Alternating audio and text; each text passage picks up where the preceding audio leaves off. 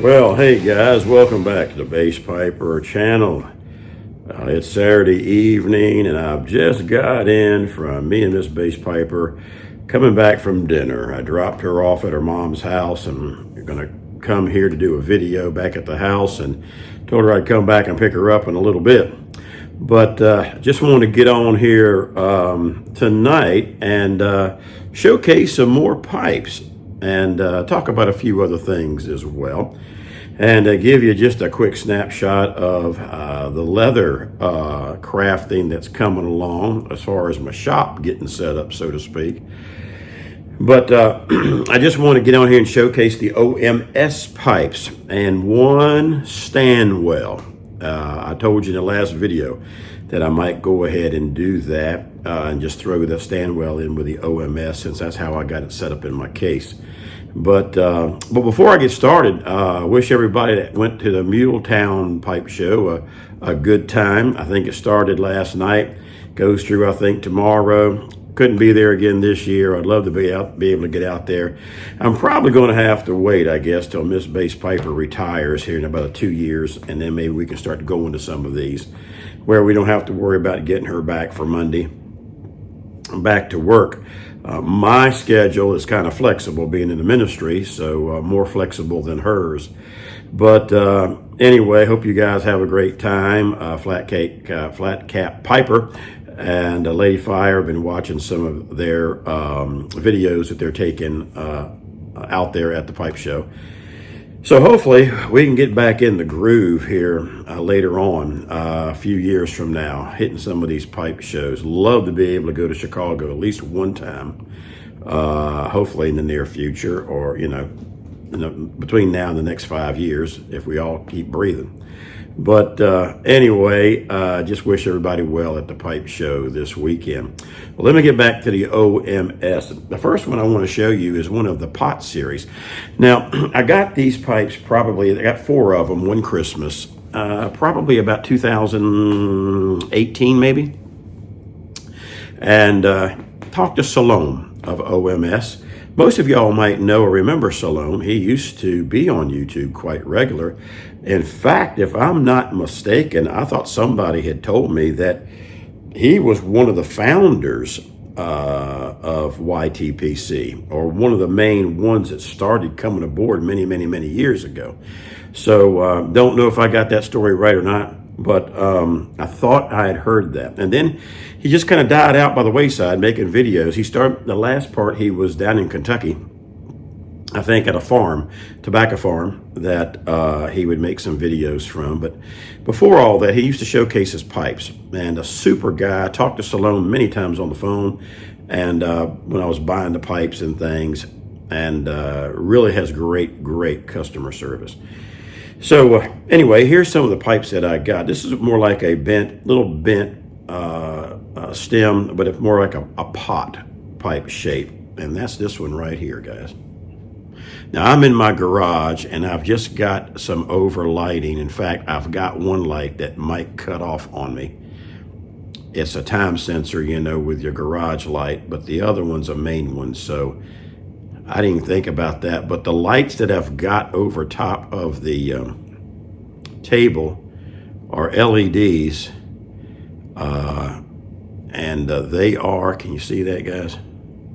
I'm trying to get the whole pipe in here, and you can see all these are rusticated. In fact, hold on a minute. Let me try something just in case. The lighting might get crazy. If it does, I'll try to fix it, but hold on. Oh, let me reach here. Yeah, that's what I was thinking. Hold on a minute. Let me see if I can fix some of this. It gives me some kind of a different bluing here. Well, that's not going to work, so let me turn this off.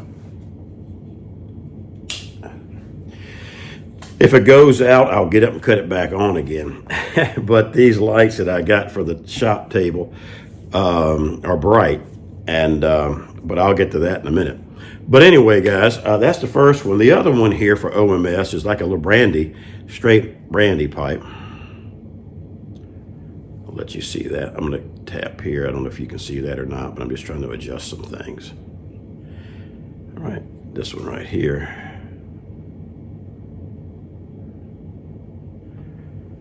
Can you see that? I don't know how good y'all can see that up there.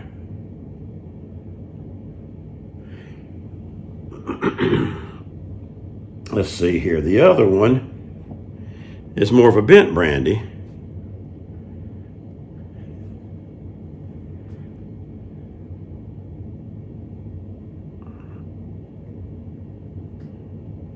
Let me make sure that light didn't go off. No, it didn't. It seemed like it got darker, but let me try this. I'm gonna try to brighten her up. Yeah, here we go. Let me try to brighten this thing up a little bit. There we go. You can see the grain on top of that. And then this other one's called the KT208, I believe, Fieldmaster. And this one's a sweet little pipe right here. All of them had the silver bands on them. You could get these in silver or gold, at least you used to. Now these pipes, guys, as I mentioned before, they're all basically look the same as far as the tops and all of this. And you can kind of see, if you can see, if I can get my hands out the way, and if it comes in, which I doubt it will. It's hard to see the emblem on there, but these are the OMS pipes. Now, when I bought them, the pipes were going for about $140, $150 a pipe. And he may have had a pipe increase. I haven't been really on his website for quite a while. And so those probably have gone up maybe a little bit. He also got more into doing meerschaums and different ones, different other pipes he was bringing in. But these pipes I was telling you about versus Chris Morgan pipes. These he calls his working man pipes, or everyday, excuse me guys, everyday pipes. But the Chris Morgans, your everyday, is like about 40, 50 bucks. These for 140 to 150, well, you know, you do the math and do what you want to if you got one. But I wouldn't want to do a lot of yard work and stuff with these, even at these, if they drop out of my mouth and fall on my driveway on the concrete. You know, these are 140 to 150 bucks down the drain. But they're still the working man pipes. You can still put these in your console of your pickup truck or in your bag, you know. And so being the rusticated and all of that, they're just rugged, you know, pipes. But I would think these would be a notch above knock-around pipes. Okay, they're not your Missouri Meerschaums or maybe your Chris Morgans. Okay. And I know a lot of the Chris Morgans sometimes are seconds and things like that he gets from some of the Italian pipe makers and things. He's got some kind of thing worked out there. And Salome's got something worked out over there in one of those countries that they make these pipes for him as well. All these carry, I think he has still a lifetime warranty on these. So if anything happens to the pipe or whatever, send it, and he said he'll replace it or do whatever he has to do. But these are nice pipes. Like I said, great customer service. Can't go wrong with these OMS pipes. So check out OMS. Salome is the owner of OMS Pipes, and great guy if you ever get to talk to him on the phone.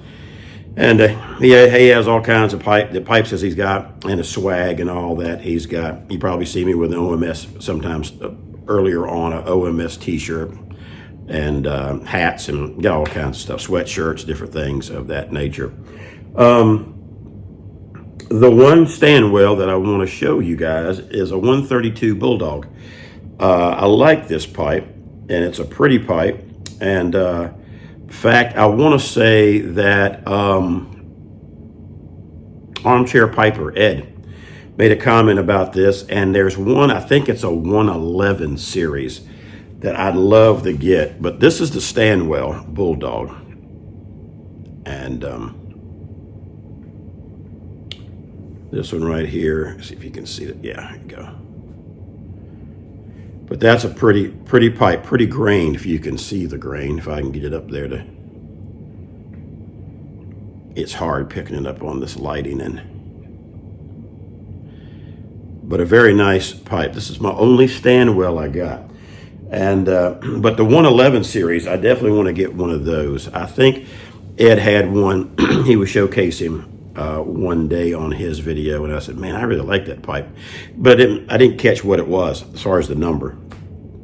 But he came back with a comment a few years back when I showcased this by itself when I first got it.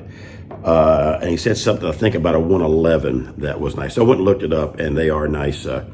They are a nice pipe. And Stanwell's been out for a long time. But since that was the only one by itself, I thought I would throw it in with the OMS.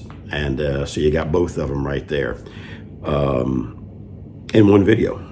So anyway, those are my OMS pipes. And just want to take a few minutes I'm running behind like I've always been this week. And I told my wife, I said, let me drop you off by your mom's. I'm going to go home and make a video. And before it gets too late. And I got to look over my message and stuff like that also for tomorrow. But anyway, I just want to show you, I've been busy trying to get my leather working going. And now Bass Piper is a newbie at this. I'm not a vested and versed leather worker. I am starting from scratch, Jack. And what I'm finding out is, in fact, let me show you real quick. This is the table my son and I'm going to take you walk around here. Bear with me, because I can't figure out how to get, if anybody knows, please shoot me a comment on an iPhone 15. How do you make a video and be able to flip your camera while you're filming? I used to could do it on the iPhone 8, and then all of a sudden with YouTube, I couldn't do it. Now with this iPhone, I get a little white dot when I start recording, and that allows you to take pictures, screenshots. But I want to know how I can sit there and flip it. I can't find it and don't know how to do it anymore. So if anybody's got an iPhone 15 and can tell me it's probably one stupid little thing I'm not doing, or they've changed up that I don't know where it's at, let Bass Piper know, okay? Otherwise, I got to lug you around and just kind of take you off my face and show you what's going on. But this is where I normally would sit to do my videos. Now you can see they're over, there they are. They're over there. Okay, this is the table we made. If I can get it in the shot here. I'm trying to look at it from the side, guys. Hover up, I guess. Maybe that's the way we need to do it. I can't get it all in here. But we've been busy putting this. It has another level down here. I'm going to put my leather and stuff down here once I start getting it in. In fact, I just started getting some in, and that's what's in. If I can shoot it, this little plastic bucket down here. All the leather. This right here is just some scrap leather I got from Springfield Leather a couple of years ago. All of this stuff you see basically almost on this table has been sitting in that plastic tub for about 2 years waiting to make all this happen. And so I just got, I'm trying to hover without screwing everything up here. All this right in here came in a couple of years ago. I got just some of these tools right here. I just got these in yesterday, some of them. All of this I've had for a few years. I've got some templates that's come in. And so anyway, let me sit back down and get this refocused. But just learning, how to put in the stitch holes on just a piece of scrap leather. Right over here, I don't know if you can see it, right there is just a cheapie stitching pony. And I got to upgrade that because it ain't working out really for me with my seat height. That was designed for you to sit on it, and then you do your saddle, learn how to saddle stitch. And that's what we're trying to learn now. I tried it last night a little bit, did pretty good. Trying to get the technique down, missed a couple of holes or didn't go through the same hole as I was supposed to. But as you can see, just a little bit right there. You can see one right there I missed and one right there I missed. But just started playing with it. But all this right now, I'm just practicing, trying to get my saddle stitching down really good. And one thing that I have found out about leather crafting is, like anything else, it is costly to get started. Now, they'll tell you some of the YouTubers and some of the leather crafters, oh man, you can get started for 30 bucks, $25, a few little cheap tools. Yeah, the only problem is when you start to do a project, they don't tell you, well, now I need this tool, I need that tool. Oh man, I don't have no glue, or man, I don't have no double-sided tape to put these two things together, to hold it together until I can get it stitched. And so there's a lot of stuff. It's like woodworking. You know, when you start a woodworking shop, you got to buy the drills, you got to buy the table saws, you got to buy the radial saws, you got to buy this saw and that saw, and buy the wood and buy the this and all the tools, and you know. And so yeah, it's a little bit of an investment, more than about 30 bucks. If you're just going to make a key fob, you know, where you take this, bend it over, put your snap in it, put your little ring on there, you know, die this, just leave it like it is. Or maybe put a little, you know, if you want to just do a stitching around there and put a little initial or something on there. Even for initials, you got to buy the leather stamps, or the, you know, the letter stamps. If you want to just dye it, you know, I was playing with some highlighter and stuff. It's not even a dye, just on something the other day, just playing with stuff, what it would come out to be. But you got to skive. If you got to skive, these are so thick, you got to skive to thin this out. Well, you need a skiving knife, or you need something. But when you're starting out, you got to learn all of this. So leather crafting is a cool thing. I've been wanting to get into it for many, many, many years, and just now started to do something. And so I told you all earlier in a video, hold on guys, I'm probably going out of the frame right now, but I got the valet tray templates. And to make those little valet trays, we like to use them for a pipe tobacco or whatever you want, or if you can put one on your dresser and throw your keys and your rings and change and whatever you want in it. I got that to make valet trays. I got a couple of things here. I got a cool thing over here that a lot of guys might like too, and that is a template for making pancake holster knives. For your knives, the little folding knives, like buck knives or whatever, little folding, not the tactical knives. These are just like the, you know, the old timers knives and whatever. And I've got the plans for that, to put out some of the pancake holster knife things. I've got some wallets. I'm going to try my hand at all this. But the thing with leather crafting is, I'm finding out, is you got several stages to put a project together. So you start off with your leather, and if it's vegetan leather, just regular plain leather, it's not been dyed like this, then you have to have the dyes to be able to stain it or dye it before you even start the project. And then of course you have to have your tools to cut everything out on the pattern. And then once you get all that done, then you got to have a rougher to rough around the edges of what you're going to glue together.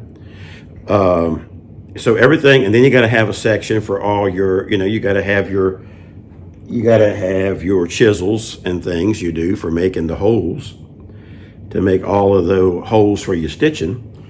And so then you got to have, you know, you got to have all your threads. I got black, brown, and white right now. And then you got to have your needles. And then do you see how it just starts go? This is worse than pad and tad disease. It just ka-ching, ka-ching, ka-ching, ka-ching. Weaver Leather, Springfield Leather Maker Supply, Buckle Guy, all them, man, they've been getting some of Base Piper's money. And not that Base Piper right now has a lot of it to give away, but everything that I'm learning is there's a stage, and in every stage there's a conglomerate of mesh you got to have if you're going to do it right. So that's kind of where I've been the last few weeks, getting all this ready. I'm in the practice mode. I want to look at I got to get a different stitching pony. That one there is just a cheapie, about 20 bucks.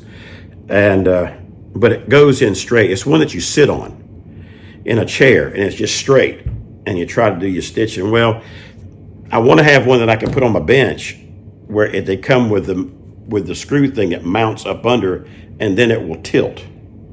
So I can put it at an angle instead of sitting up straight. It's a little hard trying to see what you're doing than if it's angled this way and you can look where your hands are going. And so, especially at the beginning. But anyway, guys, that's where we're at. I got some scrap leather we're just tinkering with, playing with. I made Mama Bass Piper a little coaster, and put some little stamp carvings around it. I put some highlighter on it to antique it a little bit. I don't have no dyes yet for nothing. I can't even dye nothing. So what I did is I went ahead and spent a little bit of money and got some nicer leather that was already dyed. You can buy leather in panels versus buying a side of a cow or a shoulder of a cow. They don't give it away. I understand now when I used to say $85 for a handmade wallet. Now you got to understand, leather crafting is different than Walmart, Target leather crafting. The junk that you get at the stores, okay? Even this one right here, this is my wallet. This is called a fat skinny wallet. And it's designed, the whole technique is that you can put so much in it and still keep it flat. But these leathers, a lot of them, they're just cheap leather and cheap stitching, and they're all machine made, and basically a lot of machine and just mass produced. When you're talking like a nice leather belt, $85, or a woman's purse for $285. And understand something with that stuff. Everything is handmade. Okay. Now, some of the guys, Little King Goods, different companies, that once they get up there and they've got it more than a side hustle, they're doing a part-time business or full-time. Well, you start incorporating a sewing machine and different things like that, and die clickers and stuff that you can mass produce your wallets, your base wallets, your outside covers, and different things, your little tea pockets for your credit cards. But those machines aren't cheap, guys. I mean, I've been pricing them. Holy cow. I mean, $1,500, $1,700, $2,000, $3,000 for an 8-ton clicker. A lot of guys are buying these arbor presses and then trying to convert them, because they're cheaper. Go to Northern Tools or something and get one. But everything is costly. Leather is costly. A 12 by 24 panel dyed. A 12 by 24 panel, $42.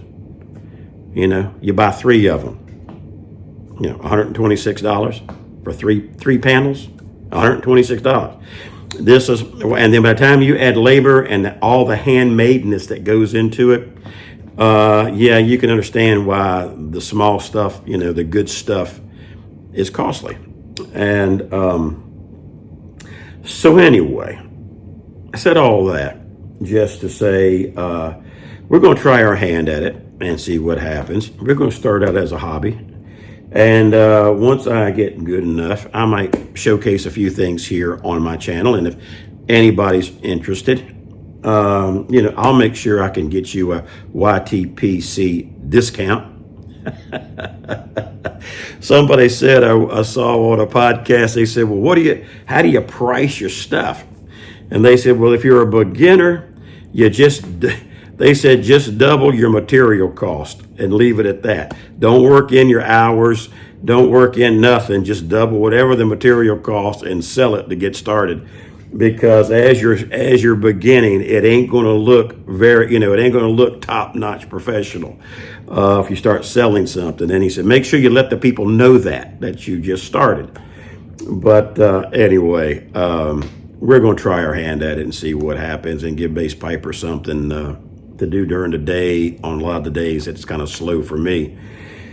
So we'll see where it goes and where God leads with this. But anyway, that's what we've been doing. Hey, I want to say thank you to all the guys. First, let me say thank you for all of my subscribers.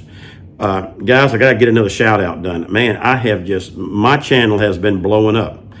with subscribers here lately, and I thank the Lord for that. And when I say blowing up for me, in just a couple of months ago, I just crossed over 500 subscribers, and I told you all, I said, well, I'm not able to do a 500 sub giveaway right now.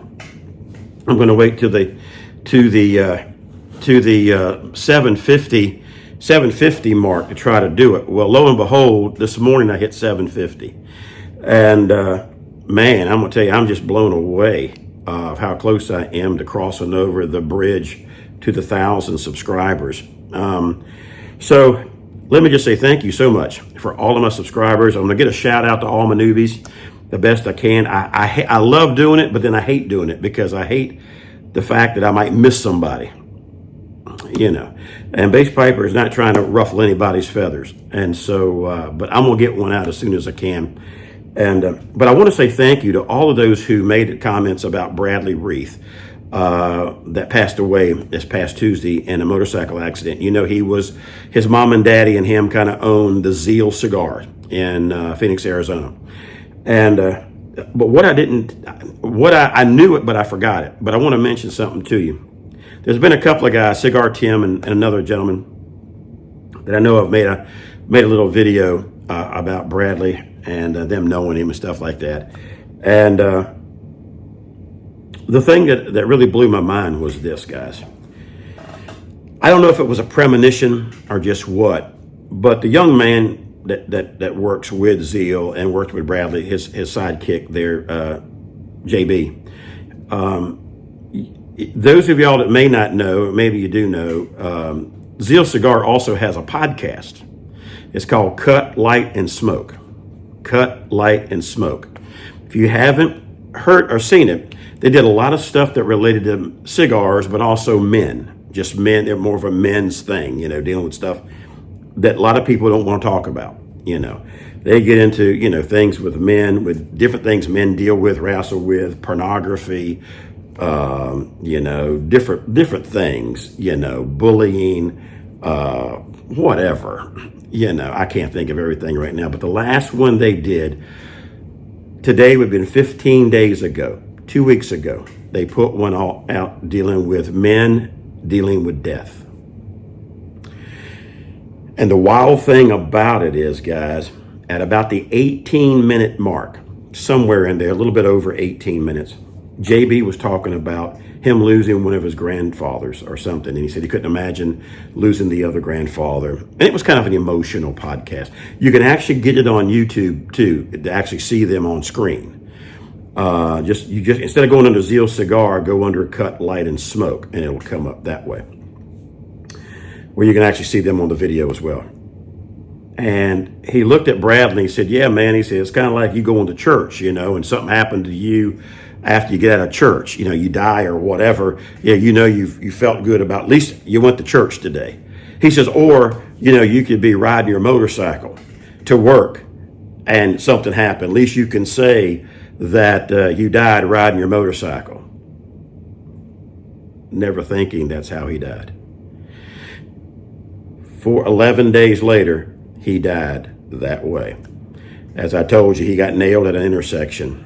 Car hit him, and evidently messed him up pretty bad. That he passed away at the hospital.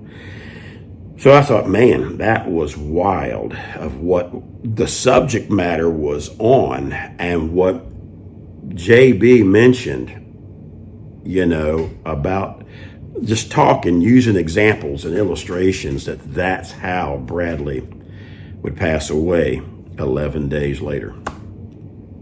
So anyway, if you never checked out Cut, Light, and Smoke, go over there and listen to a couple of their podcasts, and especially that one they did, dealing with death and men. It's the last podcast they did.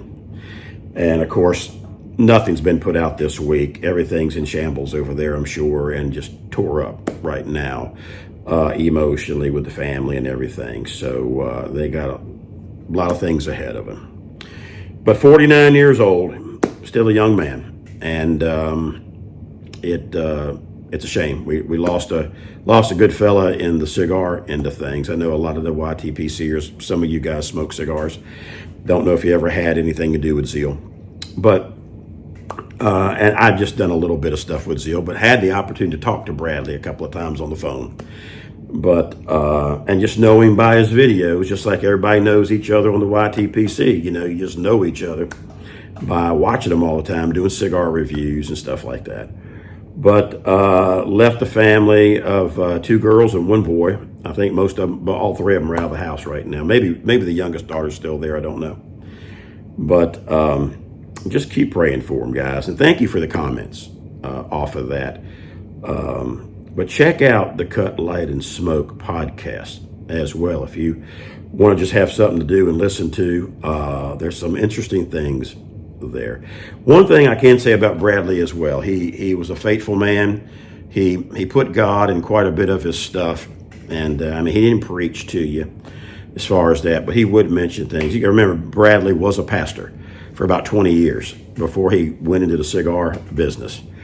And so, but a nice guy seemed to be, and will be missed on his podcast and his videos.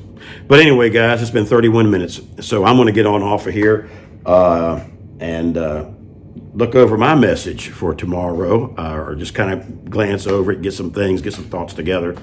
Everything's written, everything's done. Just got to refresh and get my thoughts together on how I'm going to present it. And so we just wanted to show you what we were doing, show you the OMS pipes. This video might come out probably tomorrow. Depends on if I've got time to get all the stuff done to it tonight. And I've been wrestling the last couple of videos of trying to get the thing uploaded. I can get iMovie, get it all done, but when it's trying to upload to the iMovie, to the YouTube is where I run into problems. The iPhone comes back and says, don't have enough storage on your phone. Don't have enough storage on your phone. Well, I know I got storage on my phone. I go look at it, and I got plenty of gigabytes on my phone. So, you know, I'm constantly having to delete apps and delete apps and delete that, make the movie, and then go back and add the apps back that I need to. It's just a hassle. I don't know what it is about here lately. We're trying to get stuff moved from iMovie over the YouTube, or in my photos, basically, so that I can get it to YouTube. And so, anyway, that's another video in itself. You guys have a great weekend, and Bass Piper will catch you later. And hopefully maybe sometime next week I might put one out as well. So we'll just see how things go. But you guys take care until we meet again. Don't forget, have your pipe, relax, have your pipe. And don't forget the many blessings God gives us each and every day. You guys take care. Bye-bye.